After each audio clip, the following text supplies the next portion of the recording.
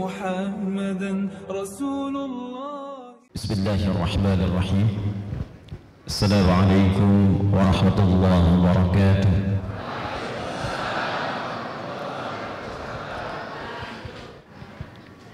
Bismillahirrahmanirrahim. Kita masih di surat An-Nur, dan sekalipun sekarang kita bahas di Masjid Al-Hikmah, tapi insyaallah saya selalu berdoa kepada Allah untuk menjauhkan saya dari sifat lupa, sehingga saya alhamdulillah hari ini masih ingat kalau kita punya perjanjian setiap akan membahas ayatnya mesti kita hafalkan ayatnya, dan kalau belum hafal tunggu di luar ya. Tapi hari ini karena kita baru memulai di masjid yang baru, maka saya toleransi untuk hari ini ya. Insyaallah setiap kita belajar sepakat, harus sepakat ya. Kalau tidak sepakat ya sudah, cari ustadz lain ya. Saya ingin setiap kita belajar Al-Quran kan tidak banyak, sebulan cuma satu ayat, itu pun kadang bahas tafsirnya sampai 3 bulan selesai satu ayat. Masa dalam sebulan nggak selesai satu ayat? Cita-cita masuk surga Firdaus lagi gitu kan, satu ayat sampai 3 bulan. Baik, jadi kita usahakan jadi bacanya dapat, ayatnya dapat, tafsirnya dapat. Jadi ketika kembali kepada Allah bangga kita, bukan cuma beramal, ayatnya pun dapat. Jadi ada nanti kata Nabi surah-surah tertentu, ayat-ayat tertentu yang akan mendampingi kita sampai hari kiamat ya. Ada orang yang hobi baca Al-Baqarah dan Ali Imran, itu kata Nabi SAW di Al-Bukhari bahkan di Muslim, ka'annahuma ghamamatan. Orang yang hobi cinta senang baca surah Al-Baqarah dan Ali Imran saat dihisab di hari kiamat sebelum ke surga, saat dihisab dia akan punya pelindung khusus, awan yang menaungi, 2 awan. Di kalau kemana saja berjalan tetap sejuk. Disebut dua-duanya dengan awan Al-Baqarah dan Ali Imran, ka'annahuma ghamamatan. Ada orang yang di 7 golongan satu tenda besar, 7 golongan. Sab'atun yadhilluhumullahu fi dhillin yawma la dhilla illa dhilluh. Ada 7 golongan yang saat di hari kiamat dahsyat sampai orang sudah nggak kepikiran surga dan neraka. Yang penting pengen dihisab ya Allah. Panasnya deras luar biasa, keringat sudah naik, orang sudah lupa dengan keadaan. Yang penting pengen cepat dihisab. Datang ke setiap nabi, dari Nabi Adam pengen minta syafaat, nggak bisa. Nabi Nuh nggak bisa, ke Nabi Ibrahim nggak bisa, ke Musa, ke Isa nggak bisa. Dicarilah Nabi penghujung, Nabi Muhammad SAW. Banyak orang mencari umat Nabi Muhammad, ada yang santai ya 7 golongan. Santai, itu kenapa ya ribut-ribut? Iya kenapa ya? Di sini kita biasa-biasa, mereka heboh begitu. 7 golongan. Al-imamul adil, pemimpin yang adil. Bahasanya imam, umum sifatnya, dari level kecil sampai yang besar. Ya awas, hati-hati. Suami disebut imam dalam rumah tangganya, imam. Ya, orang sholat imam.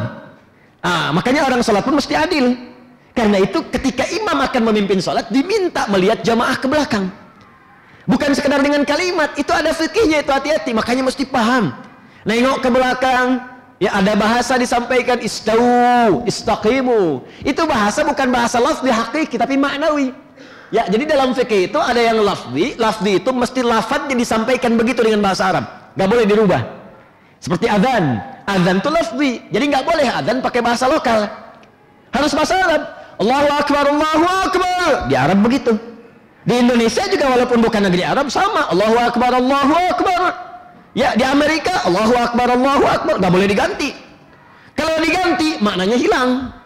Wah, saya mah Betawi, pengen bahasa Betawi aja deh biar Nusantara dikit tuh ya. Tuhan dua gede, Tuhan dua gede. Nanti yang orang Sunda, Allahu Agung, Allahu Agung. Ya, semuanya akan beda, tapi ada lafzi yang nggak bisa diganti. Ya, sama nama-nama surah dalam Al-Quran, lafzi. Walaupun ada terjemahannya, tapi ketika berbagi nama suratnya, ingin share tentang surat, tetap disebutkan Arabnya. Akhi sedang murajaah surat apa? Al-Baqarah. Ya. Ukhti surat apa? An-Nisa. Nggak boleh diganti dengan terjemahan. Kalau diganti rasanya akan beda. Bro, lagi ngaji surat apa? Sapi betina. Ente apa? Surat Mama An-Nisa. Rasanya akan beda. Maghrib Al-Baqarah, masuk ke Isya Al-Baqarah lagi. Begitu nengok ke belakang jamaah bubar. Ini zaman Nabi loh. Jadi yang seperti itu pun ada. Ada ya, mungkin yang sekarang keturunan sahabat yang tadi itu. Tapi mereka taubat. Jadi Anda bayangkan di pertengahan Begitu baca Al-Baqarah belum 286, mungkin baru 100 ayatan, ya udah pergi waktu berangkat. Begitu salam, assalamualaikum warahmatullahi, assalamualaikum warahmatullahi, tinggal 1-2 orang. Kata Mu'adz, munafik nih, munafik katanya. Ya karena orang-orang yang malas salat isya itu diantara tanda orang munafik. Isya dengan subuh malas salat isya. Begitu sampai ke telinga makmum tadi, merah telinganya, nggak terima disebut munafik. Kamu yang kepanjangan, ente yang munafik, kata Mu'adz. Diadukan kepada Nabi sallallahu alaihi wasallam. Ini kisah nyata. Ketika diadukan kepada Nabi, ya Rasulullah, kami disebut munafik oleh Mu'adz. Kenapa Mu'adz? Kata Mu'adz, ya Rasulullah, Anda mengatakan orang yang malas salat isya itu orang munafik. Di antara cirinya, saya ngimamin isya, mereka malas sampai meninggalkan salat isya yang saya imami. Kata mereka, ya Rasulullah, bukan kami munafik, dia yang kepanjangan. Kata Nabi, ya Mu'adz, ente baca surat apa? Kata Mu'adz, ya Rasulullah, Baqarah. Kata Nabi, kamu yang kepanjangan. Kata Mu'adz, kan Anda yang contohkan. Lihat ya, pintar tuh. Kan Anda yang contohkan. Tapi Nabi memang karena Nabi lebih pintar. Kata Nabi, Mu'adz, makmum saya itu kamu. Tapi kan makmum kamu mereka. Tuh. Makmum saya kamu, tapi kan makmum kamu mereka. Jadi ada level yang berbeda di antara makmum. Ini yang disampaikan sahabat Ali bin Abi Thalib ketika mengutip kalimat Nabi. Di masa Ali bin Abi Thalib muncul banyak keresahan. Masyarakat demo datang kepada Ali. Ali, ini kacau balau negara yang kau pimpin. Kenapa banyak masalah seperti ini? Ya, dulu zaman Nabi nggak ada begini. Apa jawab Ali? Zaman Nabi itu rakyatnya Abu Bakar, Umar, Utsman, saya. Zaman Abu Bakar rakyatnya Umar, Utsman, saya. Zaman Utsman rakyatnya saya. Tapi zaman saya rakyatnya kamu. Jadi ketika imam itu kemudian akan mengimami, lihat di belakang apa yang kita bisa bacakan. Ya, begitu dilihat, oh ini wajah-wajah Al-Kafirun. Maksudnya surah Al-Kafirun. Jadi begitu sudah waladdallin amin qul ya ayyuhal kafirun. Begitu dilihat, masya Allah wajah-wajah ikhlas ini.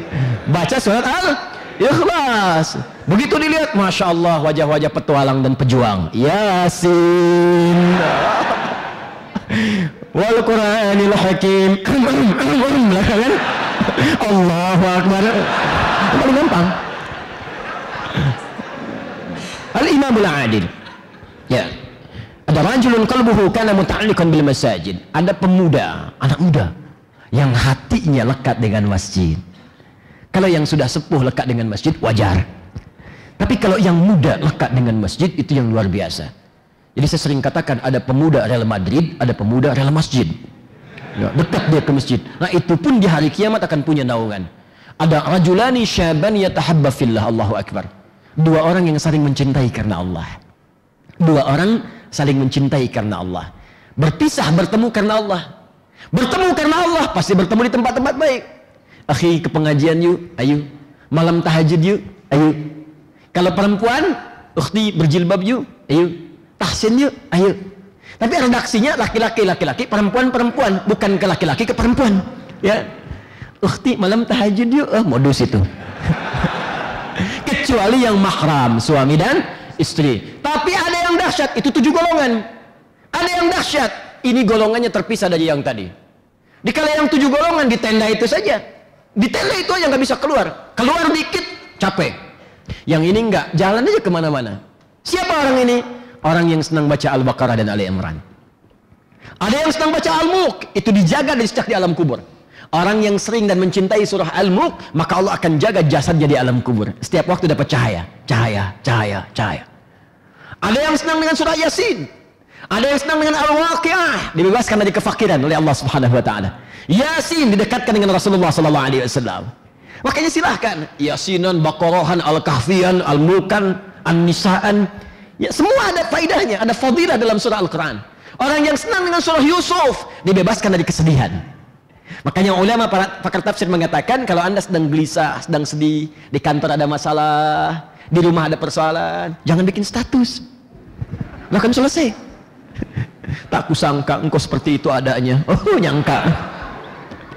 Buka mushaf, baca Quran, surah Yusuf, hilang kesedihan.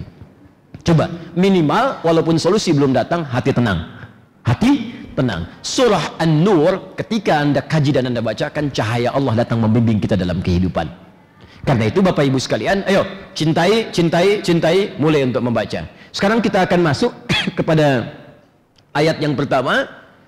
Siap-siap saya bacakan kembali, Anda ikuti supaya ada pahala didapatkan. Ingat, baca Al-Quran satu hurufnya berapa? 10. Itu paling minimal. Dalilnya At-Tirmidzi nomor hadis 2010. Ya, At-Tirmidzi nomor hadis At-Tirmidzi nomor hadis 2010. Ya, man qara'a harfan min kitabillahi falahu asyru hasanat. Siapa yang membaca satu huruf saja dari Al-Quran, dia mendapatkan 10 pahala dari setiap satu hurufnya.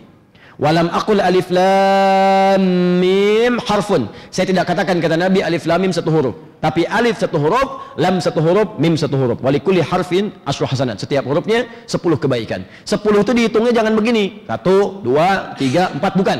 Cara ngitungnya 1 keduanya 500 tahun. 2 ketiganya 500 tahun. 3 keempat 500 tahun.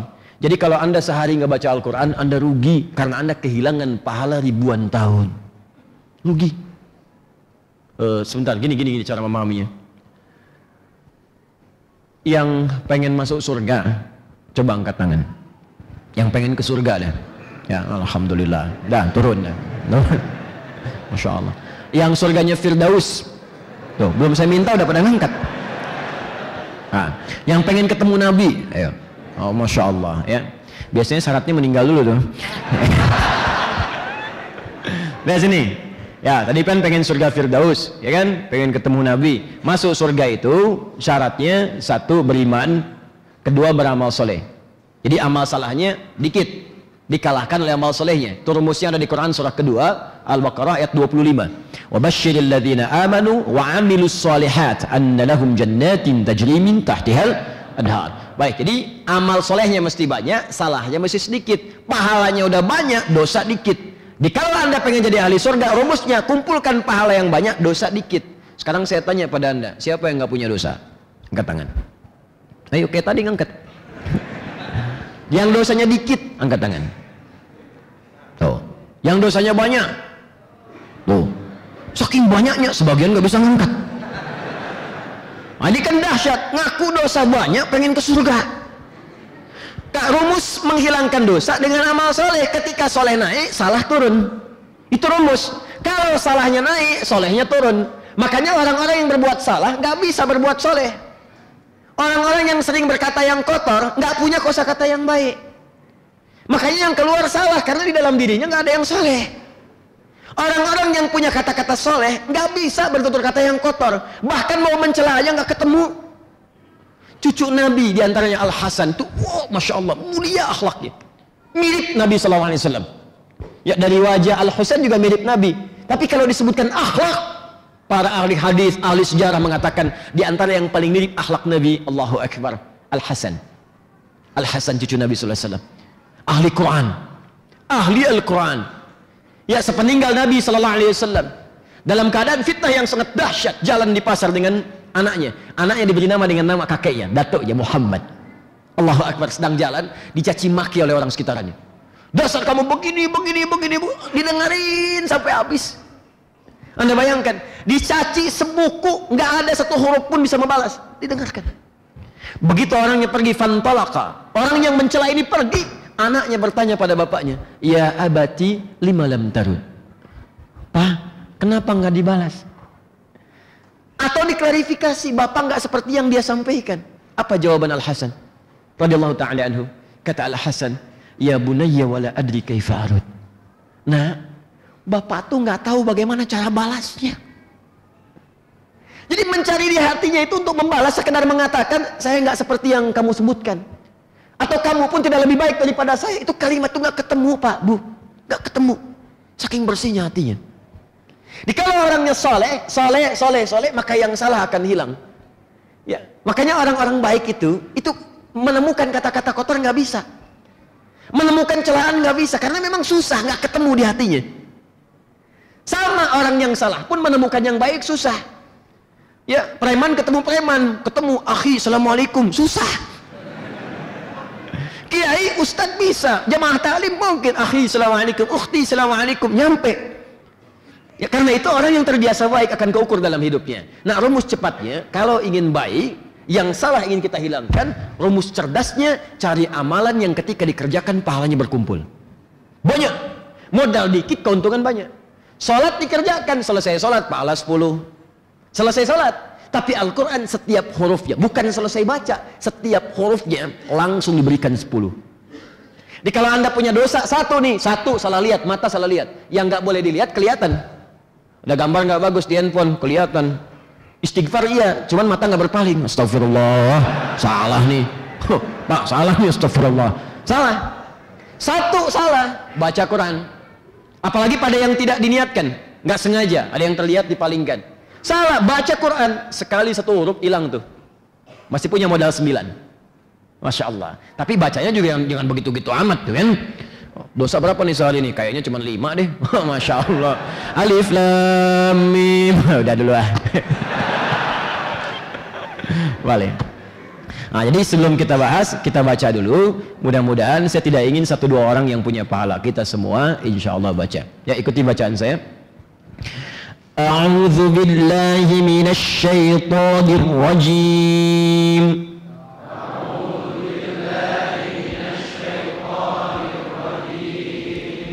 Zu bukan du. A'udzu billahi minasy syaithanir rajim.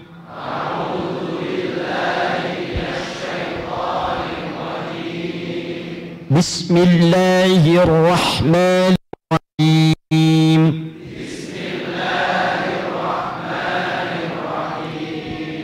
Suratun anzalna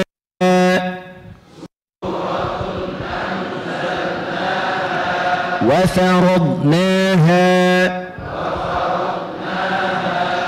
وأنزلنا فيها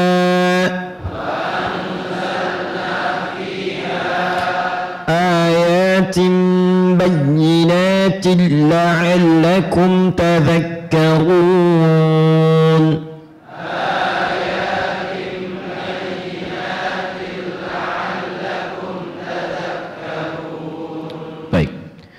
Surah ini disebut surah An-Nur, sifatnya madaniyah, diturunkan setelah hijrah, terdiri dari 64 ayat setidaknya. Kenapa dinamakan dengan An-Nur? Di pertemuan lalu sudah kita bahas bahwa seluruh isi di surah ini adalah bimbingan-bimbingan Allah yang dijanjikan oleh Allah. Jika diamalkan dengan benar, maka kita akan diberikan cahaya dalam kehidupan, baik di dunia, di alam kubur, ataupun sampai kembali ke akhirat menghadap Allah Subhanahu wa ta'ala. Saya sudah sampaikan di pertemuan lalu, setidaknya 64 ayat ini akan dibagi kepada 10 bagian pokok yang sudah saya sampaikan di pertemuan-pertemuan lalu. Detailnya kita akan bahas di pertemuan saat ini. Masuk kepada ayat yang pertama, kita bacakan. Sebelum kita mulai, kita sambungkan dulu dengan pengertian An-Nurnya. Jika kalian ingin mendapatkan cahaya dariku, kata Allah, ingin terang di kehidupan dunianya, tersinari di alam kuburnya, dan punya cahaya sampai masuk ke surganya, maka aku turunkan surah berikut ini yang kalian harus amalkan isinya. Suratun anzalnaha. Berikut satu surah, kami turunkan seluruh isinya. Kalau ada kata surah, maka yang penting kita garis bawahi ada 2 yang paling utama. Yang pertama, Allah ingin memberikan penjelasan dengan sangat kuat dan penegasan bahwa jangan pisahkan pelajaran di ayat-ayat itu sehingga mengambil 1-2 bagian saja tanpa mengkaji keseluruhannya. Yang penting di ayat ini, kata Allah, di surat ini bukan 1-2 ayatnya, tapi seluruh ayatnya dalam satu surah ini. Karena itu kalimatnya dibuka dengan kalimat suratun, bukan ayatun.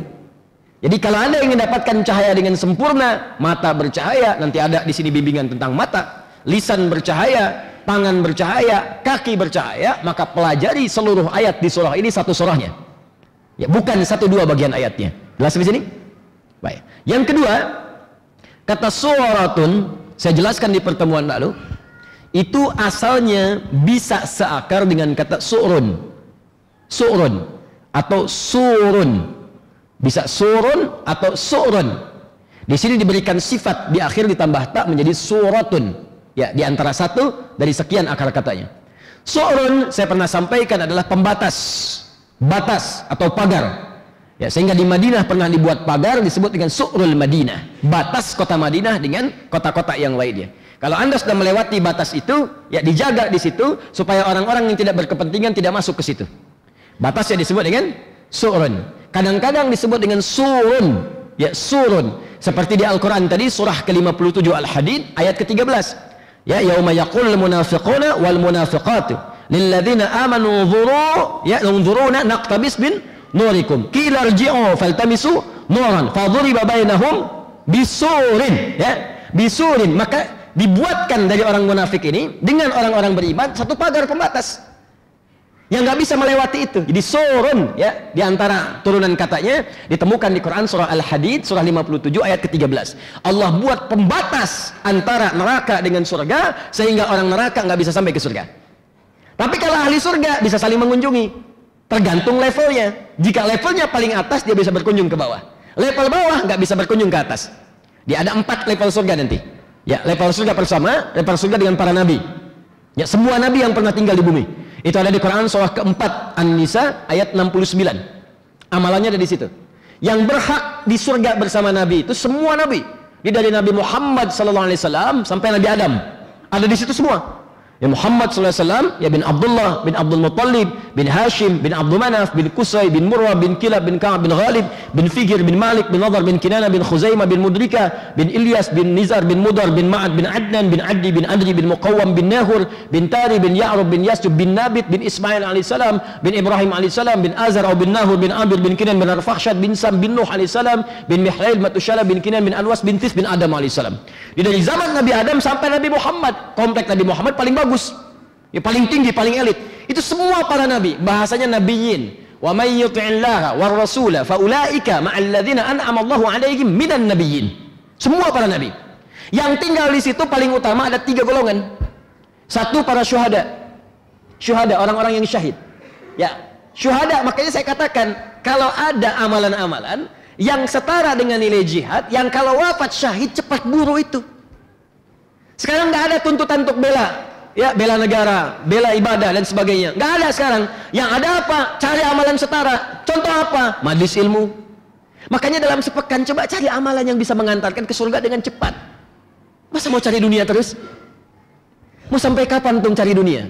Satu saat akan pulang, kita akan tinggalkan. Makanya buat program. Pekan ini di mana pengajian? Al-Hikmah. Oh, ini Al-Hikmah, ini An-Nur. Ini Masjid Raya Pondok Indah, yang ini Masjid A, Masjid B. Petakan oleh kita. Begitu ada bagian yang kosong kita hadiri, datangi. Wafat Anda sedang dalam perjalanan menuntut ilmu, wafatnya syahid. Syahid. Bahkan ada hadis Nabi di Ibnu Majah nomor hadis 233 dari sahabat Abu Darda. Man salaka tariqan yaltamisu fihi ilma, sahhalallahu lahu tariqan ilal jannah. Siapa yang menyiapkan dirinya sengaja untuk menuntut ilmu, melapangkan waktunya, maka setiap langkahnya langsung akan dicatat oleh Allah, diperintahkan pada malaikat, catat setiap langkahnya untuk meringankan langkah dia ke surga. Wa innal malaikata la tad'u ajnihataha ridwan li talibil ilmi. Bahkan sebelum dia berangkat, kata Allah, saya akan kirimkan malaikat khusus untuk membentangkan sayapnya, memberikan ridha kepadanya. Ridhonya malaikat diantaranya bisa memohonkan istighfar kepada Allah, yang kedua mengaminkan doanya. Makanya sebelum berangkat doa dulu. Ya, Rabbi zidni ilman, ya Allah mohon tambahkan ilmu pada saya. Ya Allah mudahkan saya di pengajian, jauhkan dari sifat ngantuk, jauhkan dari ya Allah yang membuat konsentrasi saya hilang. Minta berdoa. Ya, itu ada malaikat. Makanya malaikat sifatnya goib, nggak tampak. Kalau ditampakin nggak jadi berangkat. Baru keluar rumah udah lihat sayap begini. Wih, Anda siapa? Malaikat maut. Nggak jadi. Walik, itu surun, pembatas. Nah, kenapa ayat pertama kalimatnya disebut dengan suratun? Kata para ahli tafsir, ini bukan sekedar menunjuk pada keseluruhan keutamaan surah An-Nur, ya, yang menunjukkan juga yang lainnya utama. Allah ingin menunjukkan surah ini sangat utama. Satu surahnya, bukan 1-2 ayat. Sekaligus kata para ahli tafsir memberikan gambaran kepada kita bahwa di satu surah ini Allah akan turunkan bimbingan-bimbingan yang akan menjadi batas bagi kita dari hukum-hukum yang telah Allah tetapkan. Jadi kalau kita sudah belajar surah An-Nur ini, Allah akan berikan pagar pada diri kita supaya tidak melanggar ketentuan-ketentuan Allah. Nanti kita akan lihat, misal ada ayat bicara tentang pandangan, ayat 30 sampai 31. Nanti Allah akan jaga. Orang kalau sudah belajar ayat ini dengan baik, Allah berikan cahaya di matanya. Ada pagar. Ini yang boleh dilihat, ini yang tak boleh dilihat. Begitu pandangan tak sengaja menatap yang nggak boleh dilihat, langsung dipalingkan. Yaghuddu min absarihim. Seketika berpaling, tak paling. Itu pagarnya. Ada ayat tentang zina. Di semua yang terkait dengan zina, apakah nanti masuk lewat mata, lewat telinga, lewat lisan, mendengar kata-kata yang erotis, itu bagian dari zina. Melihat gambar-gambar tayangan-tayangan yang tidak bagus, pornografi, bagian dari zina. Porno aksi, bahkan itu zinanya. Jangankan masuk ke pekerjaannya, mendengar saja dia sudah nggak mau. Ada batas. Makanya kata Allah, suratun, aku akan berikan di surah ini satu surah yang kalau dipelajari akan ada batas-batas, penjaga-penjaga dalam diri orang yang belajar surah ini sehingga tetap terjaga dalam kebaikan sampai wafat menghadap Allah Subhanahu wa taala. Indah. Jadi di lisannya ada perisai, di tangannya ada perisai, ada cahaya, di kakinya ada cahaya. Jadi begitu kaki akan melangkah pada yang maksiat, nggak jadi. Keluar dari Masjid Al-Hikmah, wih, sendal situ bagus tuh. Begitu mau dipakai, itu bukan punya kamu, ada cahaya di kaki. Allahu Akbar, salah. Pindah ke sendalnya dia. Kalau nggak ada cahaya susah. Ya, wah sendal bagus nih. Oh jangan lakukan. Itu tidak, levelnya kurang. Coba itu lebih bagus lagi tuh. Karena nggak ada cahaya. Gak ada yang pura-pura ke masjid masuk. Oh masya Allah. Sendal saya mana ya? Pada KM tadi saya naruh di sini. Mana ya? Mungkin di sana. Oh iya itu dipakai. Padahal dia ke masjid nggak pakai sendal. Ya, nggak ada cahaya. Jadi dari ujung kepala sampai ujung kaki Allah berikan pembatas. Itulah suratun. Jadi kalau kita artikan suratun anzalnaha, kami turunkan satu surat yang istimewa. Saya ulangi, kami turunkan satu surah yang istimewa, yang dengan seluruh surah ini kamu bisa mendapatkan cahaya, dan dengan itu kami akan berikan dalam dirimu batas-batas yang bisa menjaga engkau dari perbuatan-perbuatan yang dilarang oleh Allah Subhanahu wa taala. Wa faradnaha. Baik, ini saya bawakan di antara kitab tafsir yang sering digunakan, kitab tafsir Al-Jalalain. Nanti saya contohkan beberapa tafsir yang lain.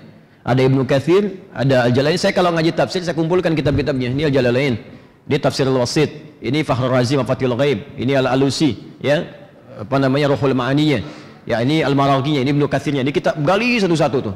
Ya, nanti saya contohkan satu-satu. Sekarang saya bawa yang paling singkat tuh Al-Jalalain. Nanti berikutnya saya bawa Ibnu Katsir. Berikutnya saya bawa Al-Wasit. Ya, wa faradnaha. Hadhihi suratun anzalnaha wa faradnaha wa anzalna fiha ayatin bayyinat wadihatid dilalah. Wa faradnaha, kalimat farada, ya, di Ibnu Katsir dikatakan wa qala al-Mujahid wa Qatadah. Ya, dan berkata Imam Mujahid dan Qatadah, faradnaha, kalimat faradnaha ini terkait dengan ayat-ayat hukum, al-halal wal haram wal hudud. Ya, al-halala wal harama wal hududa, tentang halal, tentang haram, tentang batas-batas dalam agama. Ya, saya bahas dulu dengan lebih dalam. Jika ada kalimat faradha yang diterjemahkan dengan kewajiban atau kemestian. Jadi kalau kita terjemahkan sampai kalimat tadi, suratun anzalnaha, ini satu surah kami turunkan, isinya akan menjadikan kau punya cahaya dan punya batas-batas dalam kehidupan. Wa faradnaha, dan kami perintahkan kepada kalian semua untuk mengamalkan semua isi yang telah kalian baca dan pelajari itu. Saya coba tuliskan dulu. Bapak Ibu, fokus sebentar. Ibu maaf, ini kelihatan? Belum saya tulis. Masya Allah, luar biasa. Udah kenal Abu Jahal, bisa ngelihat yang belum ditulis. Masya Allah. Oh, sampai anak aja kaget nangis. Fokus ini.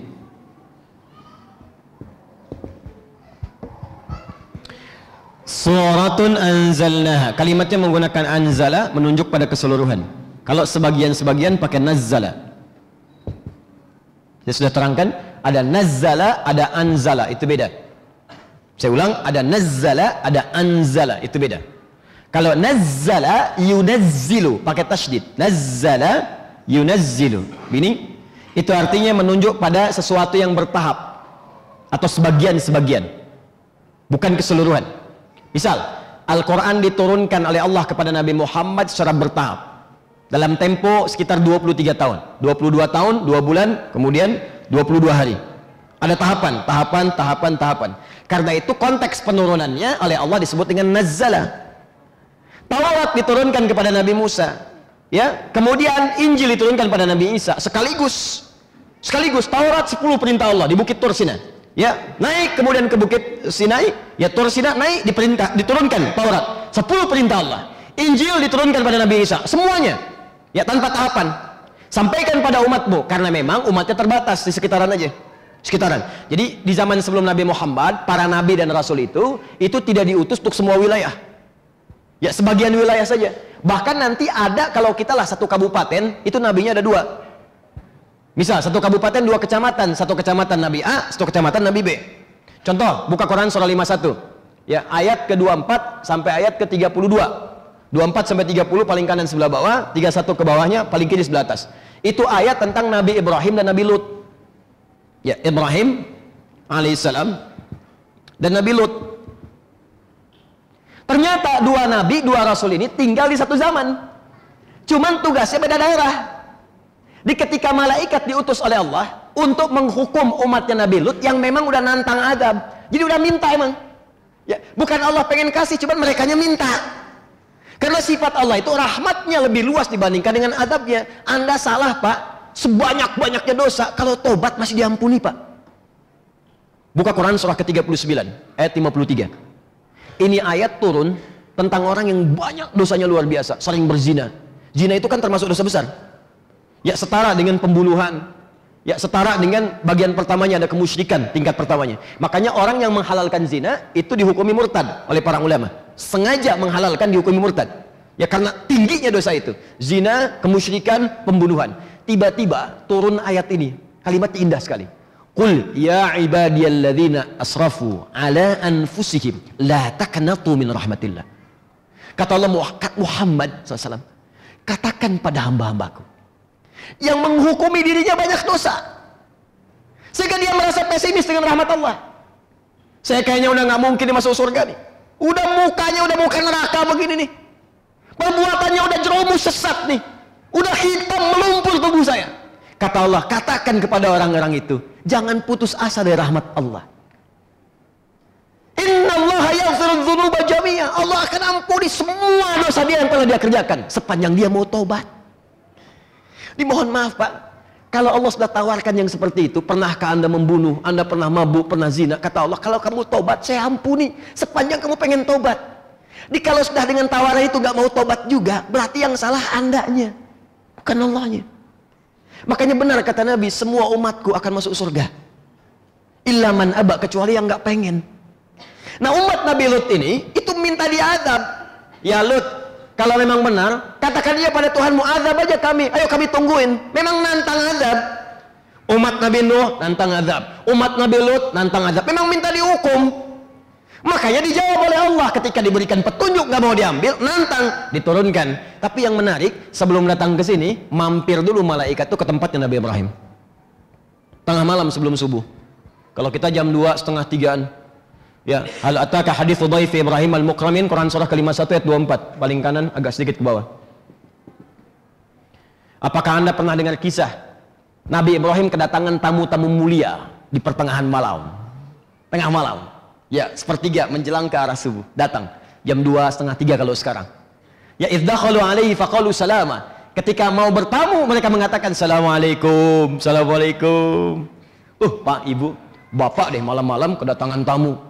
Jam setengah 3. Tiba-tiba assalamualaikum, assalamualaikum. Wah, Bapak deh yang tentara Pak Iswanto. Dibuka nggak, Pak? Assalamualaikum, waalaikum. Insyaallah. Dibuka nggak, Bu? Setengah 3. Tiba-tiba Ibu lihat jendela dulu, dibuka, intip begini. Masya Allah, 5 orang, buah putih, baju putih, rambut panjang. Assalamualaikum. Dibuka nggak? Enggak. Dijawab nggak salamnya? Jawab kalau salam, jawab perkara dibuka belakangan. Jawab dulu. An-Nisa 86. Idza hayyitum bi tahiyatin fahayyu bi ahsana minha aw rudduha. Kalau disampaikan salam kita jawab. Assalamualaikum. Salam. Waalaikum. Salam. Buka dong. Enggak. Jawab dulu. Nah, oleh Nabi Ibrahim dijawab. Qala salam. Nah, ini kalimat salam itu menunjukkan assalamualaikum itu assalamualaikum warahmatullahi wabarakatuh. Kalau ingin diungkapkan dalam bentuk tulisan itu boleh disingkat salam. Jadi kalau Anda ngetik SMS tuh, ya, kalau misalnya kepanjangan nih assalamualaikum warahmatullahi wabarakatuh, singkat boleh salam. Apa dalilnya? Quran surah ke-51 ayat ke-24. Idz dakhalu alaihi faqalu salama. Ketika malaikat datang ke tempat Nabi Ibrahim mengucapkan salam. Jadi kalau Anda ingin pendekin salam, ya maksudnya kalau dibacakan assalamualaikum warahmatullahi wabarakatuh. Jelas ya? Baik, kembalikan ke sini. Begitu mampir ke situ, apa tujuannya? Qala fama khatbukum ayyuhal mursalun. Ada apa gerangan Anda mampir kemari? Kata para malaikat, inna ursilna ila qaumi mujrimin. Kamu diutus oleh Allah untuk menghukum kepada para pendosa, kaum pendosa. Di mana tempatnya? Di tempat Nabi Lut. Di satu daerah, satu wilayah, beda daerah, di satu masa yang sama. Nabinya ada 2. Tuh. Jelas? Jadi nabi-nabi dahulu sebelum Nabi Muhammad itu kalangannya terbatas, nggak mencakup semua. Nabi Muhammad, nabi yang paling mulia, diutus tanpa batas. Termasuk batas kematian. Walaupun nabinya sudah wafat, risalahnya terus akan berjenjang, terus berlangsung sampai kehidupan itu selesai. Karena ketika diutus kalimatnya beda dengan nabi-nabi lain. Wa ma arsalnaka illa lil alamin, untuk semua alam tanpa batas. Nabi Isa hanya di Palestina saja. Palestina pun terbatas. Ya makanya kalau ada umat Nabi Isa sampai ke Indonesia kejauhan. Ya. Nah, kemudian Nabi Musa terbatas. Ya, kemudian Nabi Yusuf terbatas. Bahkan hijrah dari Palestina ke Mesir terbatas. Nabi Muhammad tanpa batas. Nah, karena terbatas, kalimat Qur'annya pun diberikan gambaran dengan kitab yang isinya terbatas. Kalimatnya singkat, sampaikan 10 perintah saja. Sampaikan sekian perintah saja, langsung tanpa tahapan. Karena itu kalimatnya menggunakan anzala. Al-Quran menggunakan nazzala. Buka Quran surah ketiga Ali Imran ayat ketiga.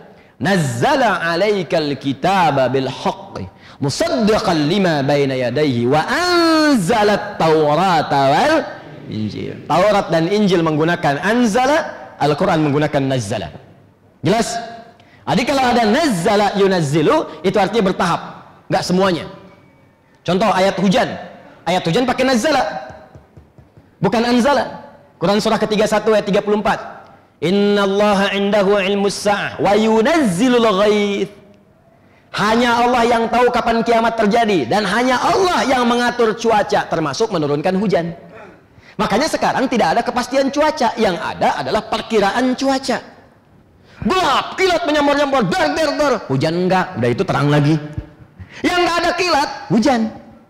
Makanya kalimatnya menggunakan nazzala yunazzilu. Kalau kalimatnya menggunakan anzala wa yunzilul ghais, itu artinya sebumi hujan semua, banjir bumi. Ya. Nah, ini teman-teman sekalian, ketika kalimat di satu surah ini menggunakan anzala, ini artinya jangan membaca surah An-Nur sebagian-sebagiannya saja untuk diamalkan.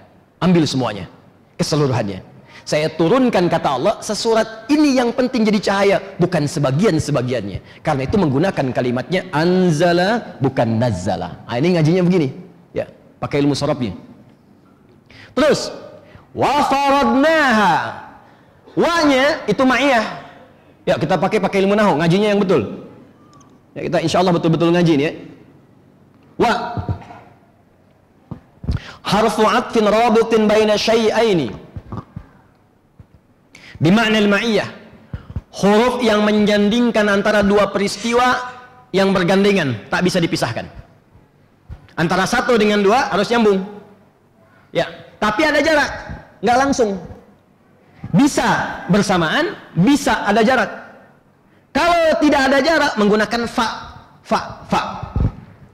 ya. Nah, kalau tidak ada jarak, kan fa. Ini. Misal.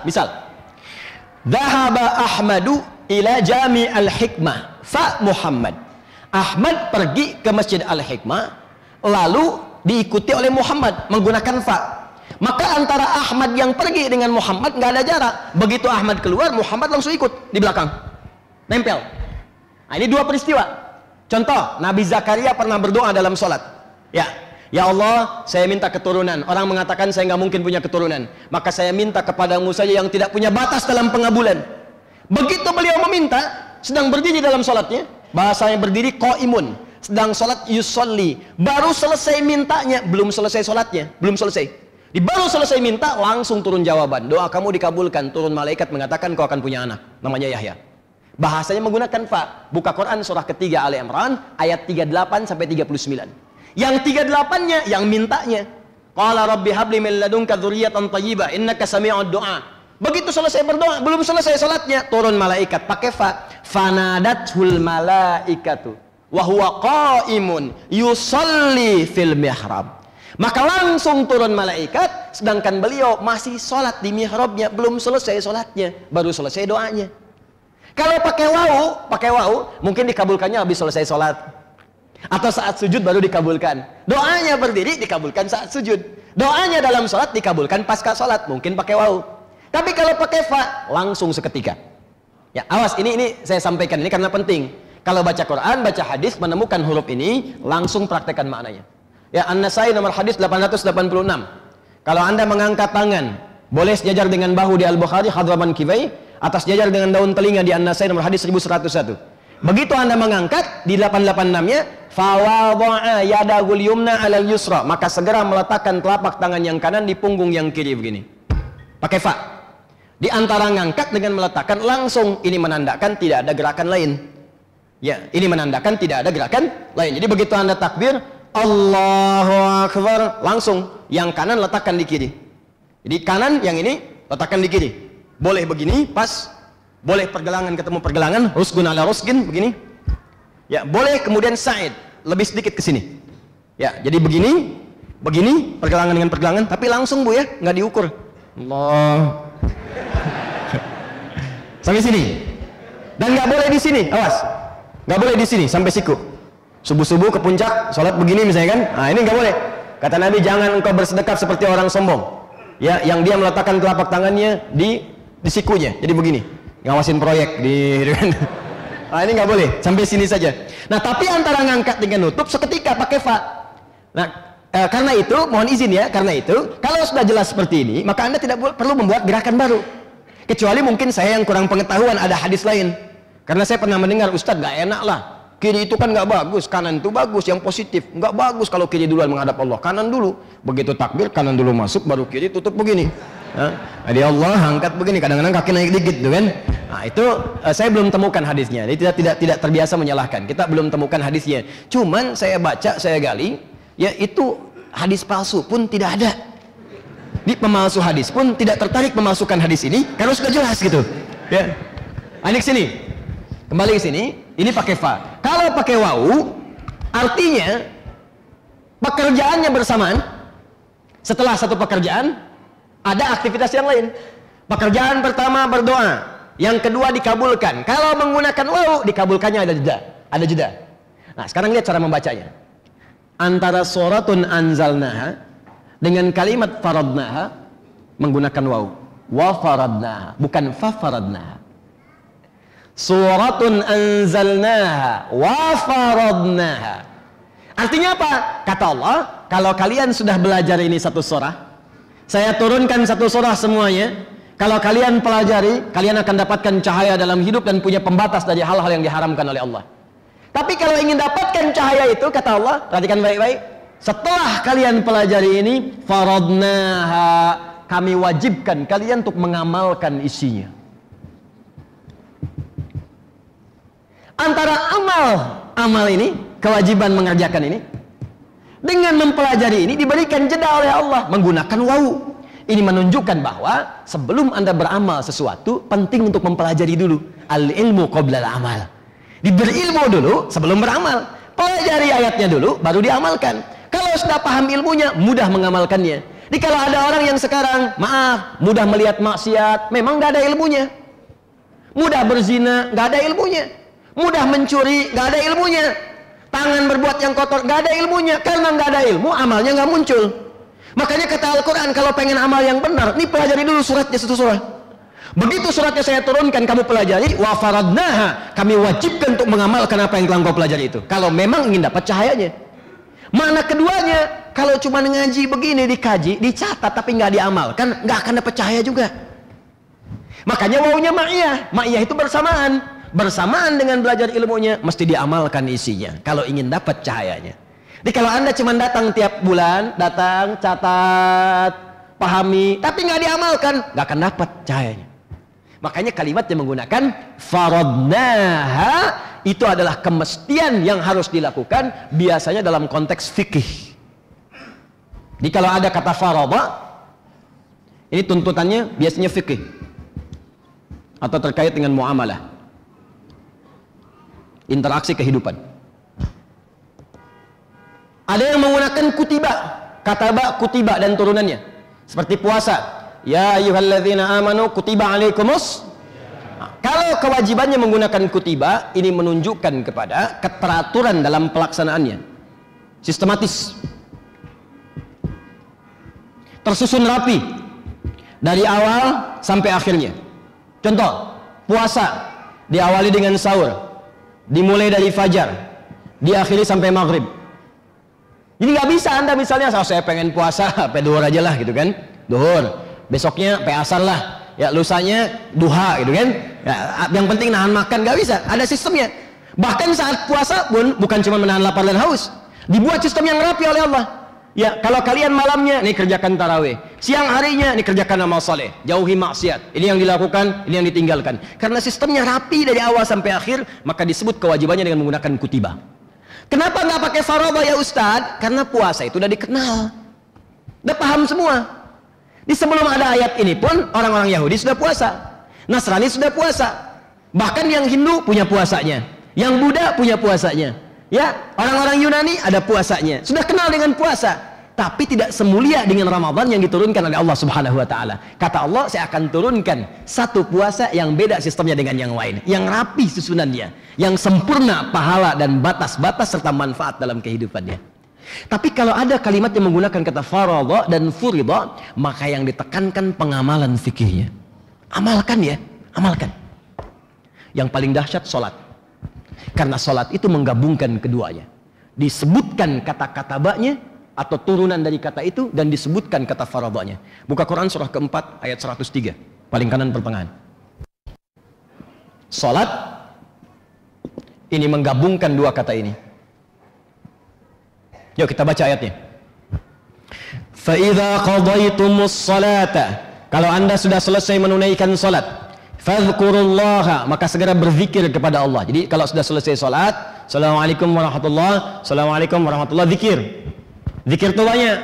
Ada kalimat thayyibah, subhanallah, alhamdulillah, astagfirullahaladzim, astagfirullahaladzim, astagfirullahaladzim, la ilaha illallah wal hayyul qayyum wa atubu ilaih. Atau kalau mau singkat, astagfirullah, astagfirullah, astagfirullah, Allahumma antas salam minkas salam tabarakta ya dzal jalali wal ikram, yang singkat.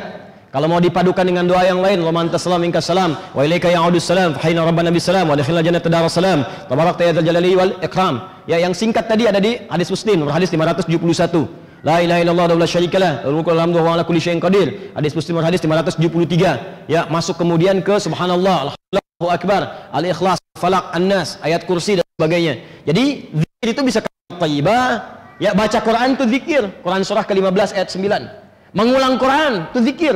Mengulang, menghafal Quran surah ke-4 ayat 17, 22, 32, 40, zikir. Berdoa zikir, makanya boleh salat berdoa karena doa disebut zikir.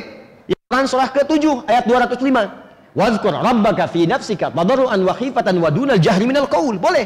Makanya Nabi pun berdoa setelah salat. Di mana ditemukannya? Buka Ibnu Majah, nomor hadis 925. Doa Nabi singkat dan padat. Ya, kalau memang itu diperlukan sama. Allahumma inni as'aluka ilman nafi'a wa rizqan thayyiba wa amalan mutaqabbala.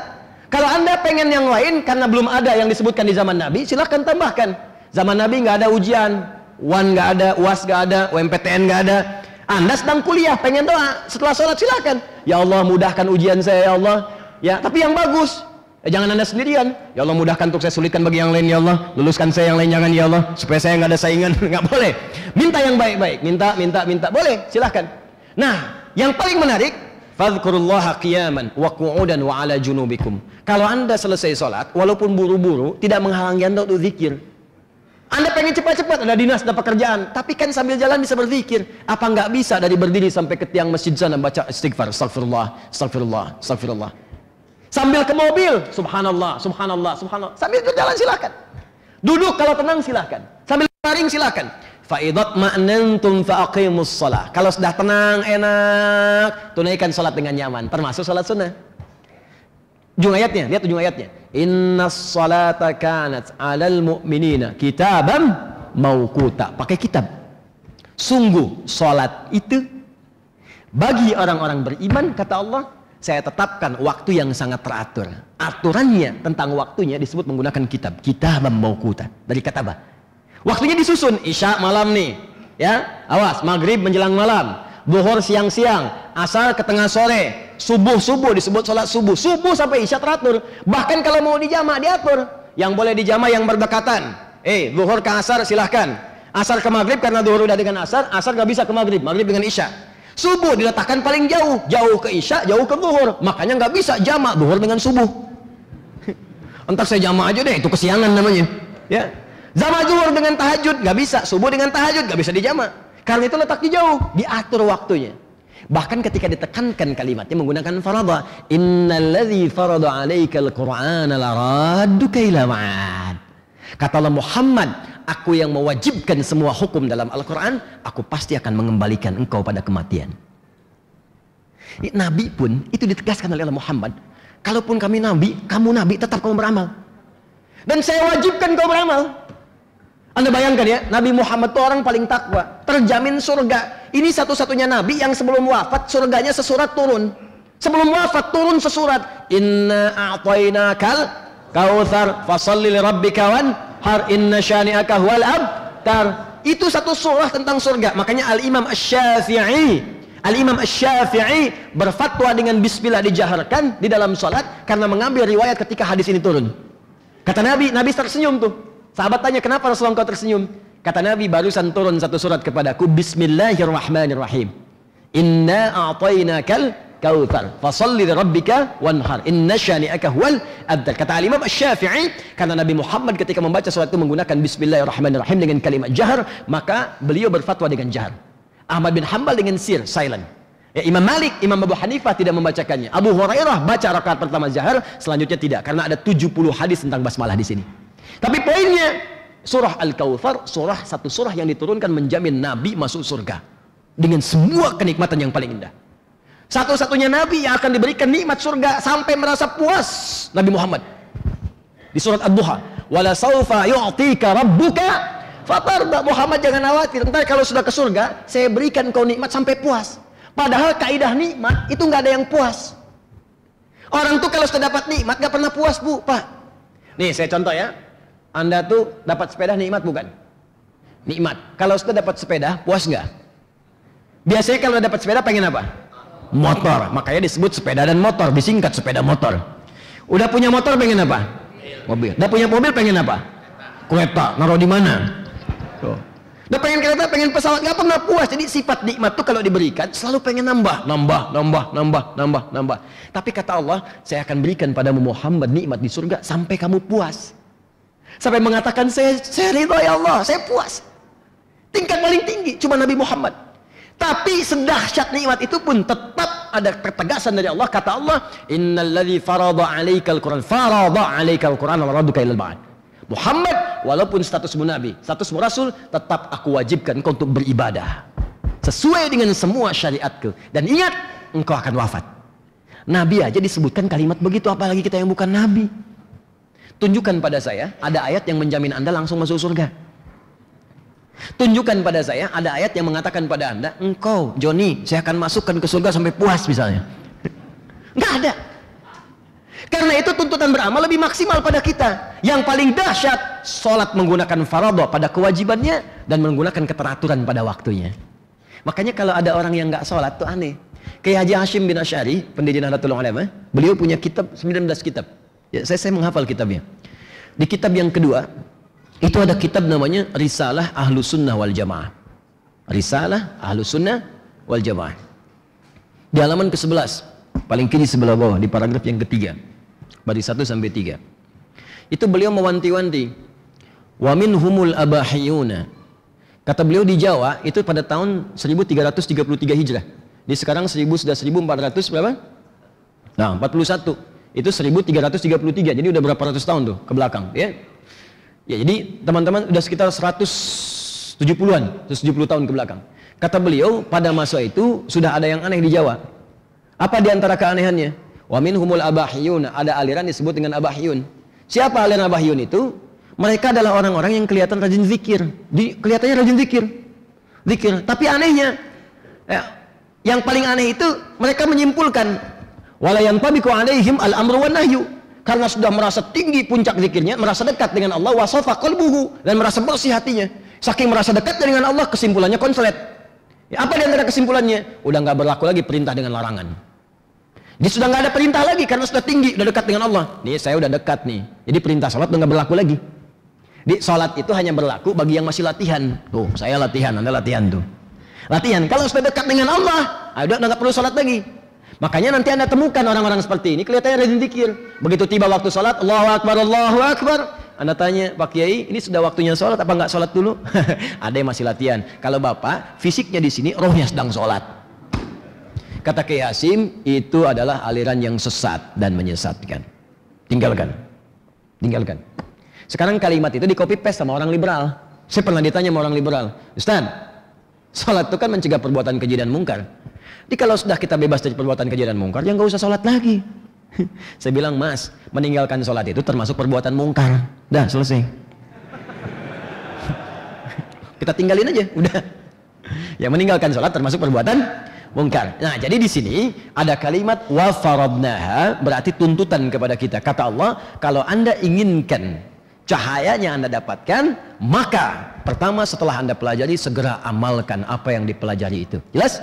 Kalimatnya menggunakan waw, memberikan kesempatan pada kita untuk belajar. Artinya, jangan nyimpulkan sendiri. Baca terjemahan, langsung diamalkan. Wa qatilul musyrikina haitsu wajadtumuhum. Bunuh orang-orang musyrik di mana kamu dapatkan. Langsung cari pisau, tusuk. Cari pedang. Nah, itu nggak bisa begitu. Cari ilmu dulu. Tanya para ulama. Ya, Ibnu Majah nomor hadis 233. Wa innal ulama warathatul anbiya. Dan para ulama itu pewarisnya Nabi. Ulama itu pewaris Nabi. Dekat dengan Nabi. Karena disebut pewaris Nabi, maka ada ciri ulama. Apa di antara cirinya? Ilmunya bersanad sampai ke Nabi SAW. Makanya orang Imam Muslim menulis kitab Sahih Muslim, buka jilid pertama, halaman 119, yang terbitan Darul Hadis, ya, warna biru dongker. Kata Imam Muslim, lihat nih, babul isnadi minaddin. Bab belajar ilmu yang sanadnya tersambung kepada Nabi, bagian yang penting dalam agama. Siapa yang punya ilmu dengan sanad? Para ulama. Para ulama dekat dengan Nabi, Anda dekat dengan saya, Anda punya anak Anda diusili orang, Anda marah. Ulama dekat dengan Nabi, Anda cari masalah dengan ulama, Nabi marah pada Anda. Jadi kalau masih ada ulama, jaga. Anda pengen cari ahli pertanian, di IPB banyak. Insinyur, ITB banyak. Dokter, UI banyak. Undip banyak. Tapi Anda kalau pengen cari ulama, di mana Anda dapatkan? Makanya saya titip pesan nih, kalau ada ulama sekitaran kita, jaga betul dengan baik. Tapi ulama pun ada cirinya. Di antara cirinya yang paling tinggi adalah sifat khasyahnya kepada Allah. Quran surah 35 ayat 28 sampai 29. Innama yakhsyallaha min ibadihil ulama. Kata Allah, ulama tidak diukur dengan gelar. Apakah kiai atau ustadz atau yang lain, tapi ulama diukur dengan khasyahnya, tingkat khusyuk dan takutnya kepada Allah. Ditakut kalau berfatwa melanggar ketentuan Allah. Takut kalau bicara Allah tidak ridha dengan pembicaraannya. Makanya nggak ada ulama mengatakan semua agama sama. Menuju Tuhan yang sama, cuman caranya beda-beda. Itu pasti bukan ulama. Ya, makanya nggak ada ulama yang mengatakan zina itu boleh. Ya, zina itu halal, itu bukan ulama. Mau gelarnya S3, S4, kerupuk 2, dan lain sebagainya, nggak ada. Jelas ya? Yang terakhir, sampai sini dulu. Karena faradha tadi saya katakan terkait dengan fiqih, muamalah, maka surat An-Nur pun sudah diberikan kode oleh Allah. Isinya akan banyak terkait dengan aspek-aspek fiqih. Khususnya terkait dengan muamalah. Bagaimana laki-laki bergaul dengan perempuan? Bagaimana perempuan memilih laki-laki yang punya cahaya? Ustadz, saya pengen cari suami yang soleh. Apa cirinya? Nanti Anda akan temukan di surat itu. Nih, ada pria-pria yang kalau Anda lihat, baru kelihatan aja itu cahaya. Udah ada bocoran dari Allah. Termasuk dari laki-laki yang belum menikah. Ya, saya doakan insya Allah cepat menikah ya. Ya. Banyak amat amin ya. Ya, setidaknya sebelum kiamat kurang 2 hari lah ya. Ya. Nanti ada caranya. Ya, ada cara bermuamalah dengan mata, cara bermuamalah dengan tangan. Ya, ada cara bermuamalah dengan pakaian, akhwat. Kapan berkerudung? Bagaimana tipe kerudungnya? Bagaimana pakai jilbabnya? Boleh enggak dibuka jilbab? Kalau pengen dibuka seperti apa keadaannya? Kalau sudah semakin sepuh, bagaimana batasan yang boleh dibukanya? Ada di sini semua. Bagaimana seorang perempuan yang walaupun sudah sepuh, 60 tahun, 70 tahun, 80 tahun, tapi masih ada cahaya dalam dirinya. Ada di sini semua. Ya, dan yang paling dahsyat, di sini kita akan diajarkan bagaimana kita bermuamalah dengan Allah Subhanahu wa taala ketika kita menghadap Allah dan mendapatkan cahaya yang sempurna dari Allah. Kalau Anda sudah masuk ke level ini, Allahu Akbar. Mohon maaf ya, Anda akan jadi bagian dari hamba yang kalaupun belum minta sudah dikabulkan oleh Allah Subhanahu wa taala. Ini baru dua lafaz nih.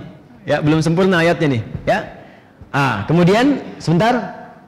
Saya tutup dulu. Wa anzalna fiha ayatin bayyinatin la'allakum tadhakkarun. Saya tutup sampai sini dulu. Dan di ayat ini pun, di surat ini kami akan turunkan keterangan-keterangan yang jelas tentang hukum-hukum ini. Perhatikan nih ketersambungan kalimatnya. Pertama kata Allah, saya turunkan satu surat yang kalau engkau pelajari, engkau dapat cahaya. Kedua, kalau sudah belajar, engkau amalkan supaya engkau dapat cahayanya.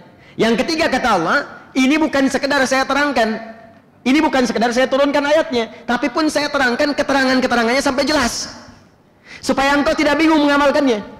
Gini, kalau gambaran lengkapnya, maaf ya, kata Allah saya turunkan satu surat nih, pelajari. Dalam mempelajari itu saya turunkan keterangannya sampai jelas. Kalau mata, begini cara menggunakannya sampai jelas. Kalau tangan, begini cara menggunakannya sampai jelas. Kalau ibadah, begini cara melakukannya sampai jelas. Dan kau amalkan semua itu. Saya tidak akan biarkan, ya, saya tidak akan biarkan kata Allah, engkau belajar surat An-Nur ini tapi tidak mendapatkan kejelasan di dalamnya. Saya terangkan sejelas-jelasnya. Karena itu kata Imamain Al-Jalalain, ya, yang dimaksud dengan bayyinatin, ayatin bayyinatin, wadihatid dilalah. Semua petunjuk-petunjuknya akan jelas di ayat itu. Nanti kita insya Allah akan baca, begitu masuk ke ayat yang kedua, kita akan temukan hukumnya, semuanya akan jelas, tidak ambigu. Jadi Anda pun kalau baca nggak akan bingung. Saya terangkan sedikit akan langsung paham. Yang dimaksud zina begini, begini, begini. Jadi kalau sudah ada bagian itu berarti zina. Di luar itu berarti bukan zina. Pezina seperti ini. Hukumannya begini. Sampai ke hukumannya disebutkan oleh Quran. Sampai hikmahnya. Kenapa saya turunkan hukum ini kata Allah? Supaya kalian bisa begini, begini, begini. Sampai sejelas-jelasnya. Tapi yang paling menarik, lihat ujung ayatnya. Saya tutup. La'allakum tadhakkarun. Kalimat tadhakkarun sebetulnya asalnya tatadhakkarun. Tapi taknya dihilangkan satu, menjadi tadhakkarun. Yang kedua, mudah bagi Allah untuk mengatakan kalimat seperti ini. Wa anzalna fiha ayatin bayyinatin tatadhakkarun. Tapi dibuka kalimat tadhakkarun dengan menggunakan la'allakum. Ada rahasia apa di balik la'allakum? Bahkan saking pentingnya la'allakum ini, itu diperintahkan oleh Allah untuk mengakhiri ayat puasa. La'allakum tattaqun. Padahal bisa Allah mengatakan misalnya tattaqun tanpa la'allakum. Kenapa kemudian kata la'allakum muncul dan disebutkan di dalam Al-Quran sebanyak 57 kali? Insya Allah kalimat la'allakum tadhakkarun kita akan bahas di pertemuan berikutnya dengan izin Allah Subhanahu wa taala. Ini ada waktu sekitar 15 menit. Saya coba jawab dulu ini. Saya jawab atau saya sempurnakan dulu? Saya sempurnakan cuma butuh waktu 5 menit. 5 menit ya? Baik, nanti saya jawab ini 10 menit ya. Baik, jadi yang 2 jam saya jadikan 5 menit. Cepat. La'allakum. Ya gitu. Itu disebut harfut taraji di ilmu nahwu. Ya. Harfut taraji, bukan taraji. Taraji, ya. Taraji. Taraji itu kata Imam As-Suyuti, pengarang kitab Al-Itqan. Taraji. Taraji itu huruf yang menunjukkan harapan, tapi mustahil bisa diwujudkan kecuali Anda serius menjalankan perintah dan hukum-hukumnya. Saya ulang, huruf yang menunjukkan harapan yang tidak akan mungkin dicapai kecuali Anda serius menunaikan ketentuan dan hukum-hukumnya. Misal, apa tujuan puasa? Tujuannya supaya takwa. Al-Baqarah ayat 183. Ya ayyuhalladzina amanu kutiba alaikumus syiyam kama kutiba alal ladzina min qablikum la'allakum tattaqun. Orang puasa diharapkan takwa. Tapi sebelum masuk kalimat takwa dibuka dengan la'allakum kata Allah. Kenapa ada kata la'allakum? Memberi kesan kepada kita tidak semua orang puasa akan takwa. Kecuali yang puasa itu serius menjalani hukum puasanya. Aturan yang berlaku saat puasa. Kata Allah saat puasa tingkatkan ibadah, tingkatkan. Kalau Anda tingkatkan, Anda akan takwa. Nggak ditingkatkan, nggak akan takwa. Makanya banyak hadis-hadis palsu berkeliaran supaya kita nggak maksimal ibadah. Tidur orang puasa adalah ibadah. Pernah dengar hadis itu? Ah, itu hadis palsu. Jadi habis sahur tidur lagi, ya. Habis subuh tidur lagi. Bahkan ada yang baru sahur dan nanya, buka jam berapa? Baru sahur. Yang seperti itu sulit dapat takwa. Kenapa? Karena aturan nggak diikuti. Kata Allah jaga, tahan perbuatan maksiat. Puasa menahan maksiat. Makanya orang sejahat apapun, kalau sedang puasa bisa liburan, Pak. Ya, koruptor tuh libur dulu korupsinya. Kalau sedang puasa. Pencuri libur dulu. Bahkan pemarah pun itu bisa nggak marah saat puasa. Anda bayangkan kadang-kadang ada orang marah, nggak ada sebab, nggak ada hujan, itu bisa marah. Tapi saat puasa tenang aja. Jam 6 kurang seperempat, jam 6 buka, jam 6 kurang seperempat diprovokasi orang. Kamu begini, padahal dia pemarah, nggak marah, biasa aja begini. Temennya bingung, kok ente nggak marah? Ntar habis maghrib, tuh, maghrib lupa. Nah, jadi nggak semua orang puasa itu bisa takwa kalau saat puasanya tidak serius dia jalani. Sama persis dengan yang ini. Kata Allah, saya turunkan satu surah ini supaya engkau dapat cahaya dan supaya engkau bisa dekat dengan Allah. La'allakum tadzakkarun. Asal kata kalimatnya dari kata zikir. Zikir itu kalau bahasa Indonesianya ingat. Zikrullah, ingat Allah. Tapi kalau dalam kosakata Al-Quran tidak pernah disebutkan zikir kecuali semua amalan yang mendekatkan diri kita dengan Allah. Jadi ingat, intinya kalau semua orang sudah zikir artinya dekat dengan Allah. Dekat dengan Allah. Makanya sholat disebut dengan zikir. Quran surah ke-20 ayat ke-14. Innani anallahu, saya Allah, kata Allah pada Nabi Musa. La ilaha illa ana, gak ada Tuhan selain saya. Fa'budni, sembah saya. Bagaimana menyembahmu ya Allah? Wa aqimis sholata li zikri. Tunaikan sholat supaya engkau dekat denganku. Makanya ketika kita sedang sholat, kita merasa dekat dengan Allah. Quran disebut zikir. Quran surah 15 ayat 9. Inna nahnu nazzalna dzikra wa inna lahu lahafidhun. Kami telah turunkan Al-Quran sebagai zikir. Makanya ketika Anda baca Al-Quran, Anda merasa dekat dengan Allah. Doa, zikir. Quran surah 7 ayat 205. Wadhkur rabbaka fi nafsika ya tadarruan wa khifatan wa dunal jahri minal qaul. Kata Allah, kalau sedang punya masalah, sebut aku. Berdoa, minta padaku dengan khusyuk dalam jiwamu. Berdoa disebut zikir. Makanya kalau orang sedang berdoa merasa dekat dengan Allah. Yang disebut Allah, ya Allah, ya Allah, ya Allah. Tuh, istighfar, zikir. Kalimat thayyibah, zikir. Quran surah 4 ayat 103. Fa idza qadaytumus salata fadhkurullah. Kalau habis selesai salat berzikir. Apa puncak zikir? Membangun kedekatan dengan Allah. Kalau sudah dekat dengan Allah, sekali menyebut Allah langsung diperhatikan dirinya. Kalau Anda sudah dekat, makanya salat itu latihan supaya dekat. Kalau sudah dekat, rajin salat, rajin tahajud, sampai Anda dapatkan kenikmatan salat. Ciri orang yang nikmat salatnya, dia ketinggalan salat sunnah pun hatinya gelisah. Kalau belum nikmat, maaf, ketinggalan fardu pun biasa. Dia udah qomat nih, tenang aja, asalnya masih 2 jam lagi. Masih biasa. Tapi kalau Anda sudah nikmat sholat, ada halawatul iman, kenikmatan iman, Allahu Akbar, tertinggal tahajud pun. Subuh jam 4 lewat 8. Anda bangun jam 4, begitu bangun ya Allah terlambat. Disebut terlambat, padahal subuh aja belum. Karena merasa tertinggal tahajud. Kehilangan duha nggak enak. Kalau sudah begitu halawatul iman. Kalau Anda sudah sampai ke puncak itu, maka ketika Anda menyebut Allah, minta sesuatu, seketika akan dikabulkan. Turun langsung satu ayat. Quran surah kedua, ayat 152. Paling kanan sebelah bawah, di mushaf. Fadhkuruni azkurukum. Fadhkuruni, kalian sebut aku. Minta. Ya Allah, ya Allah, minta. Minta rezeki ya Allah ya Razak. Minta ilmu ya Allah ya Al-Alim. Supaya enggak diganggu di karir, di jabatan, di pekerjaan, ya Allah ya Jabbar, ya Allah ya Al-Malik. Minta. Ada orang yang baru minta seketika dikabulkan. Azkurkum, aku sebut engkau, aku kabulkan. Makanya para nabi itu sering minta lewat sholat. Sholat, Nabi Musa sholat, Quran surah 20 ayat ke-14 tadi. Nabi Isa sholat, Yesus sholat. Sholat, ya, Quran surah ke-19 ayat 31 sampai 33. Nabi Ismail sholat, bahkan minta keluarganya sholat. Quran surah 19 ayat 55. Nabi Zakaria sholat, Quran surah 3 ayat 38 sampai 39. Semua sholat. Sholat. Dan dahsyatnya ketika sholat menyebut Allah. Nabi Zakaria minta, ya Allah pengen keturunan, langsung dikasih. Fanadatul malaika wa huwa qaimun yusalli fil mihrab anallahu yubashshiruka bi Yahya. Dijawab. Makanya orang-orang soleh sepeninggal Nabi SAW, jika ada keperluan dalam hajat mereka, mereka sholat, minta dan menyebut kepada Allah. Karena itu perintah. Di mana perintahnya? Al-Baqarah ayat ke-45.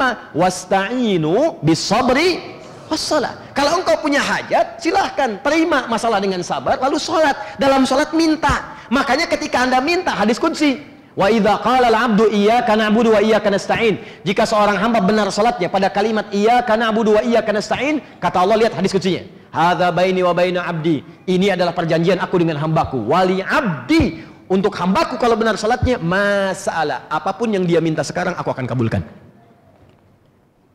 Ada yang dahsyat. Ada yang dahsyat. Ada orang yang belum memohon, belum minta, baru terbersit di hatinya, langsung Allah kabulkan. Sesuai dengan kebutuhannya. Nah itu banyak. Itu banyak. Nah kalau Anda ingin dapatkan seperti itu, Anda mesti punya kuncinya. Apa di antara kuncinya? Banyak. Salat, baca Quran, kan? Disebut zikir, sering berdoa. Tapi ini saya turunkan, kata Allah, satu surat langsung yang kalau Anda pelajari dan amalkan isinya, Anda mendapatkan cahaya yang dengan cahaya itu Anda langsung dekat dengan Allah. Ingin apapun langsung Allah kabulkan. Karena itulah di ayat pertama surah An-Nur, Allah buka dengan kalimat tadzakkarun di ujungnya. Saya turunkan surat ini, bagi saya, kata Allah, nggak penting apa yang kalian kerjakan, tapi ini penting buat kalian, supaya kalian dekat dengan saya. Kalau sudah dekat dengan saya, apapun yang kalian minta, aku berikan. Bahkan kalau kalian belum memohon dengan suara kalian, terbersit di benak kalian, aku akan kabulkan, kata Allah, sepanjang itu kalian butuhkan. Di Allah menurunkan surat An-Nur ini untuk kita, Pak, Bu. Ibu pengen apa? Kata Allah, saya kasih. Jangan-jangan selama ini bukan aku nggak kabulkan, kalian masih jauh dariku. Masih ada maksiat nih kayak gini nih. Nih. Ya. Kalau gelas gak ada tutupnya begini, dimasukin apa aja gampang. Tapi kalau sudah ada tutupnya, tisu begini, terhambat. Seperti ini, gak akan masuk. Kata Nabi, kalau orang sudah maksiat di hadis Muslim, maka di hatinya ada naktas sauda, noda hitam, nutup nih kecawan hatinya. Semakin tertutup jadi hijab begini. Makanya ada orang yang diingatkan susah, dengar azan marah-marah. Lihat orang pakai pakaian Muslim malah marah. Ya, lihat orang baca Quran jadi sewot. Susah diingatkan. Innalladzina kafaru sawa'un 'alaihim anzartahum am lam tunzirum la. Kenapa? Karena di hatinya ada hijab, di telinga ada hijab, di matanya ada hijab. Khatamallahu ala qulubihim wa ala absarihim ghishawa. Masalahnya apa? Karena rajin maksiat. Buka lagi sampai An-An'amnya, ayat ke-25-nya. Wa fi adhanihim waqra. Kenapa di telinganya ada sumbatan? Makan yang haram. Makannya haram. Bukan cuma makanan-makanan dalam jenis yang fisik, babi haram, bukan cuma itu. Maaf. Makan harta haram, korupsi haram, mencuri haram, menipu haram, nyogok haram, riba haram. Karena masuk ke dalam dirinya, makanya mendekat ke hukum Allahnya susah. Jadi kalau banyak yang haram, mendekat ke hukum Allah susah. Mau sholat susah, baca Quran susah, berhijab susah, ya, mau sholat susah. Nanti kata Allah, ini saya turunkan nih, belajar dari sini. Kalau sudah kalian amalkan semuanya, saya jamin, kata Allah, kalian saya berikan cahaya dan kalian akan dekat dengan saya. Kalau dekat dengan Allah, apapun yang diminta segera akan dikabulkan oleh Allah Subhanahu wa taala. Ya, tapi itu ayat tidak hanya cukup dengan amin. Karena akhirnya ditutup dengan kalimat la'allakum. Karena ada kata la'allakum, artinya tidak semua orang yang belajar surat An-Nur ini akan dekat dengan Allah, kecuali orang yang sungguh-sungguh belajarnya. Karena itu ayat pertama ini menjadi landasan yang paling pokok. Saya ingatkan dari sekarang, mulai pertemuan berikutnya tolong serius belajarnya dan niatkan betul untuk mendekat kepada Allah. Jangan diniatkan karena ustadznya, jangan diniatkan karena tempatnya, jangan diniatkan karena orang datang saya pun datang. Tidak, niatkan karena Allah. Karena sejak Anda meniatkan itu, kemudian hisab mulai berlaku. Innamal a'malu binniyat. Jadi begitu amal diniatkan, hisab Allah langsung berlaku. Hisab itu perhitungan Allah, langsung diberikan tuh pahalanya dan langsung diberikan jaminannya. Jadi begitu Anda tahu, oh tanggal sekian pembahasan An-Nur, niatkan saya akan datang karena Allah untuk merubah diri saya supaya lebih baik di hadapan Allah. Begitu Anda niatkan, dicatatkan di jalan sebelum berangkat meninggal. Saat dicatatkan itu pahala sudah dapat walaupun Anda belum hadir di masjid. Paham? Nah, karena itulah kemudian taknya dihilangkan satu, harusnya tatadzakkarun, tapi dihilangkan salah satunya untuk dipercepat. Tadzakkarun ingin menyebutkan pesan bahwa kalau kalian sudah hafal dan mengamalkan semua isi ini, kalian akan cepat mendapatkan anugerah dari Allah Subhanahu wa taala, sehingga tidak akan ada lagi sekat-sekat yang menghambat kalian mendapatkan rahmat Allah. Itulah ayatnya, suratun anzalnaha wa faradnaha wa anzalna fiha ayatin bayyinatin la'allakum tadhakkarun. Kita bertanya, ya Allah, kami sudah enggak sabar, apa saja cahaya-cahaya itu? Apa saja perintah dan hukum-hukum yang harus kami kerjakan dan yang harus kami tinggalkan? Kata Allah, sabar. Ya, satu ayat dulu. Nanti setelah waktunya kalian siap, masuk ke ayat yang kedua, kita gali pelan-pelan dan kita amalkan pelan-pelan dengan niat ibadah. Jadi insya Allah ya, pada pertemuan berikutnya kita akan masuk pada ayat yang kedua. Kita akan belajar tentang hukum-hukum, tapi sekali lagi niatkan semua itu sebagai ibadah kepada Allah Subhanahu wa taala. Saya mohon izin saya jawab satu saja. Saya coba jawab salah satu di antara sekian pertanyaan ini. Nanti yang lainnya saya akan kumpulkan, dijawab dalam sesi yang berbeda insya Allah ya. Oh, panjang juga ini. Assalamualaikum Ustaz, assalamualaikum warahmatullahi wabarakatuh. Terkadang diri saya bertanya-tanya ketika apa ini? Mohon maaf ya, mungkin bukan tulisannya kurang jelas, sayanya yang kurang bisa membaca dengan baik. Ketika hari kiamat tiba, sangkakala ditiup semua makhluk akan mati. Kemudian yang kedua Allah bangkitkan kembali, dan terakhir penggiringan ke padang mahsyar. Yang saya tanyakan Ustaz, bagaimana kehidupan malaikat setelah hari kiamat, kecuali malaikat Ridwan, Malik dan Zabaniyah? Apakah malaikat hidup dan ngobrol bersama manusia di surga? Jazakallah khair. Nanti setelah meninggal kita tahu ya, insya Allah. Nanti jangan jauh-jauh dulu, ntar habis wafat baru tahu gitu ya. Habis wafat meninggal masuk.